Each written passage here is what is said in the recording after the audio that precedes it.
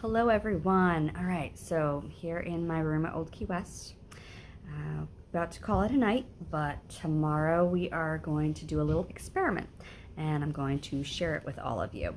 So if you haven't heard yet, the new Disney Genie system has two tiers essentially. There is the free Disney Genie that everyone has access to, and then there is the paid Genie Plus, which is how you can get access to the Lightning Lanes. So the Disney Genie is a little bit different. It's basically like an online planning service. So we're gonna try it out tomorrow and see what happens if you let Genie plan your day. I've never done this before. This is totally like, hey, I'm down here, let's experiment. So my husband and I are gonna go to Magic Kingdom, and we are going to completely follow Disney Genie. Let it tell us what to do. All right, so it is time to start up our Genie. The first thing you need to do is let it know what you're interested in doing.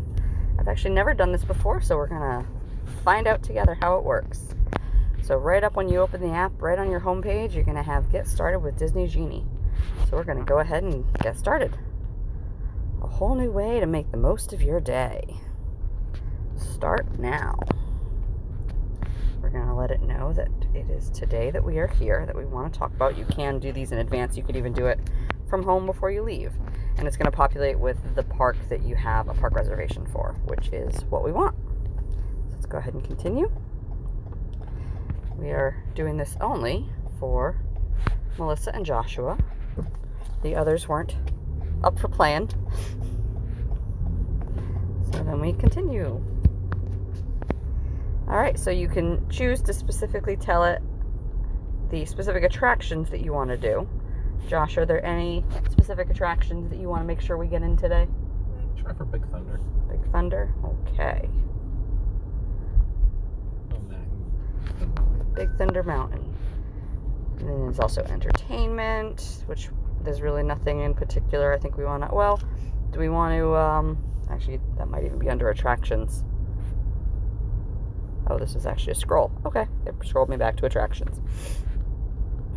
I was thinking we might want to do PhilharMagic as well, because they have a new Coco section that would be interesting to see. But anyway, there's entertainment. If you want to make sure you catch any of the cavalcades or see particular characters, you can select dining that you want to do, and enchanting extras, which looks like the only thing on that list is the photo session, which if you don't have booked already, probably not going to do. So we'll continue on through, and then it'll ask, what sort of interests do you have? Do you like Disney princesses, villains, heroes, Mickey and Friends, Pixar pirates? Well, we like Star Wars. What do you think? Should I also put Pixar, heroes, pirates, any of those of interest? Pirates.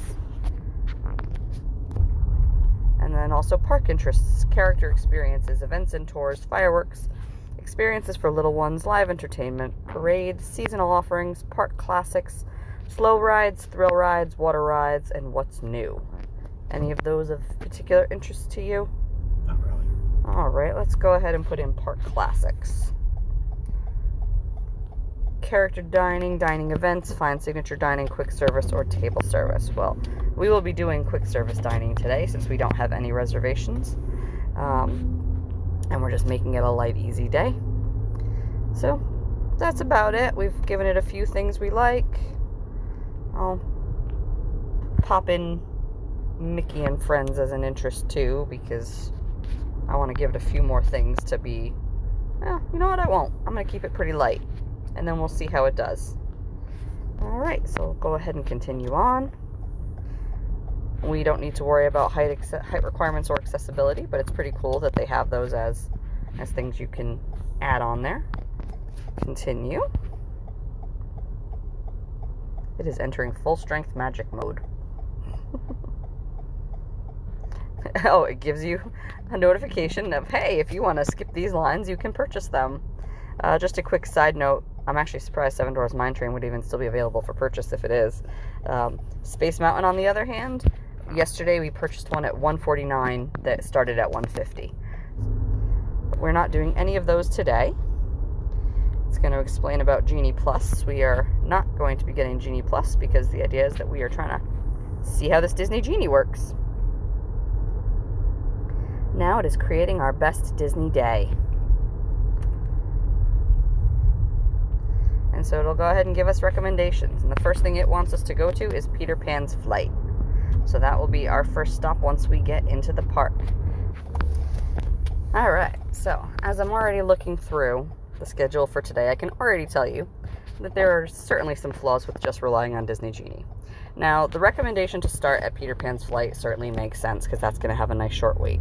Why on earth you would then follow that up with Liberty Square Riverboat, which you can pretty much get on the next available boat any time of day, that doesn't make a whole lot of sense to me, but okay.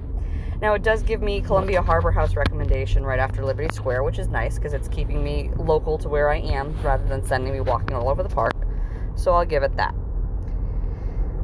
It then is having me ride the carousel and do Mickey's PhilharMagic sort of in the middle of the day. Again, that does make sense because those are attractions that aren't going to have super waits. So doing those in the middle of the day is a good call.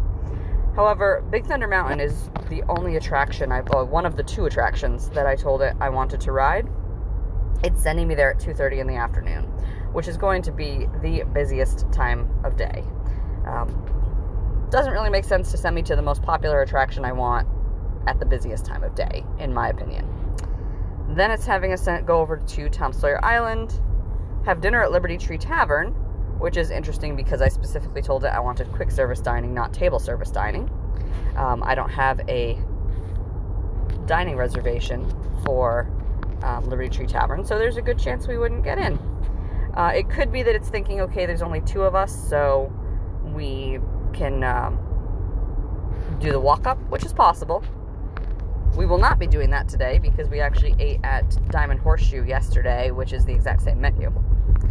And then it wants me to finish up the night with Buzz Lightyear. So I'm actually going to redo this, and instead of giving it categories that I like, I'm going to go ahead and give it specific attractions, because a lot of what it's selecting are things that really we wouldn't do, and frankly, it's foolish the way it's setting it up. So we're going to try again.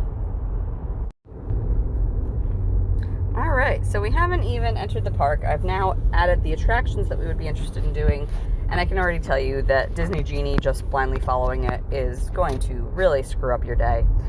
It now has us starting our day at the Hall of Presidents, which you will always be able to get into the next showing at the Hall of Presidents. That is the most foolish way to spend the start of your day possible. After the Hall of Presidents, it has us going to Peter Pan's flight, which would be a great way to start the day. Going there even an hour into the day, you're already going to be waiting probably at least 30 minutes as opposed to walking right in.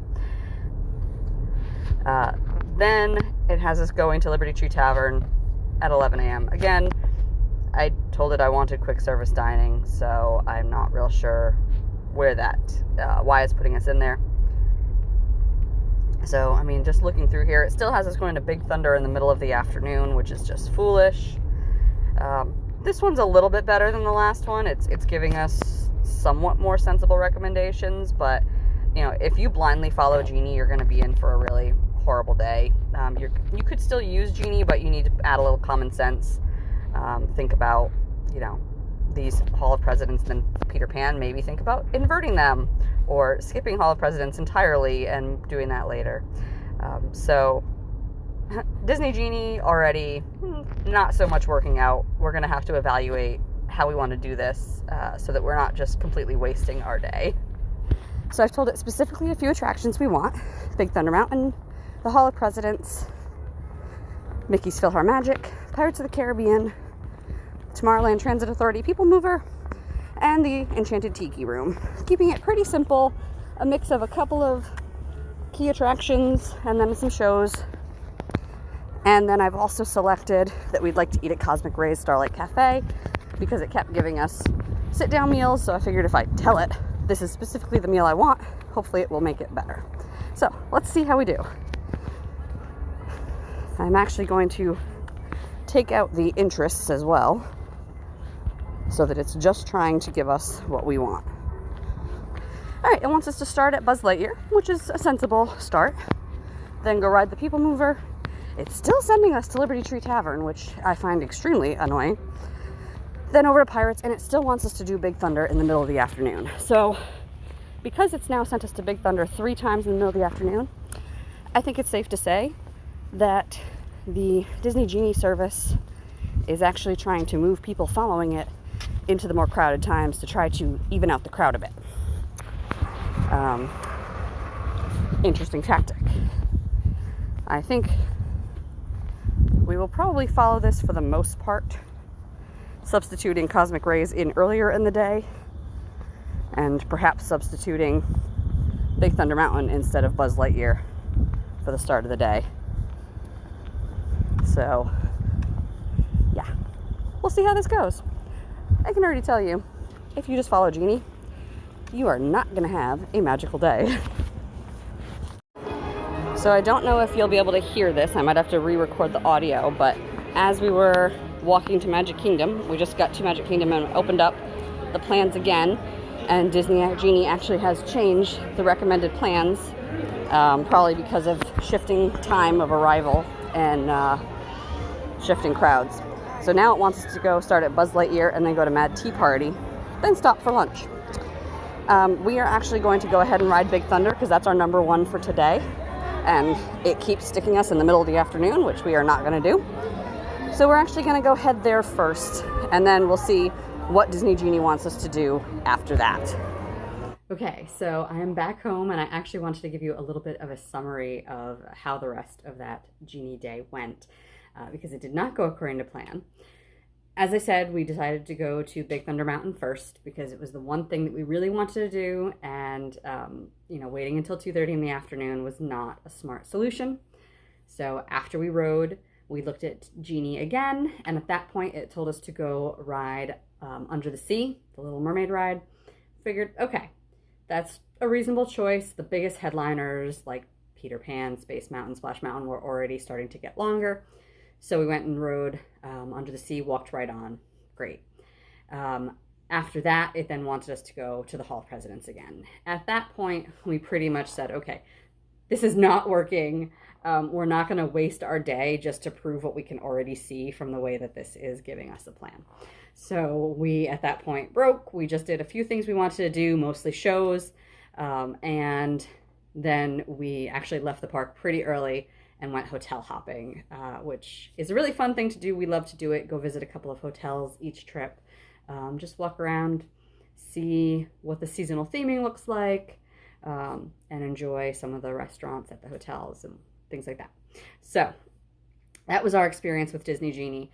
If you knew nothing about the park and you just kind of walked in and froze and went, I don't know what to do, it would help you. It is by no means the best way to navigate crowds.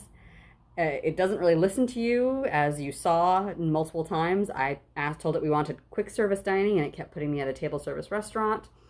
So it is not a good, useful tool. There are a lot of other features that come under the Disney Genie umbrella, such as the mobile dining and walk-up selection for table service restaurants, which I'm going to be putting together a bunch of videos in my YouTube that will sort of walk you through some of those.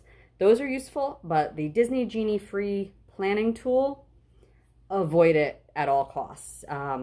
You're much better off using a travel advisor such as myself.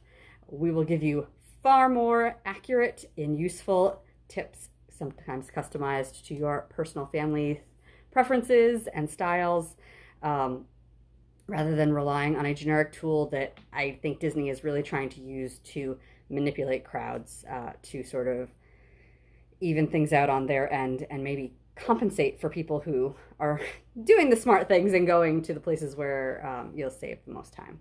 So that's my Disney Genie experience. I was dedicated to trying it and not worrying about how the day went, but it was so bad, I just couldn't even bring myself to do it.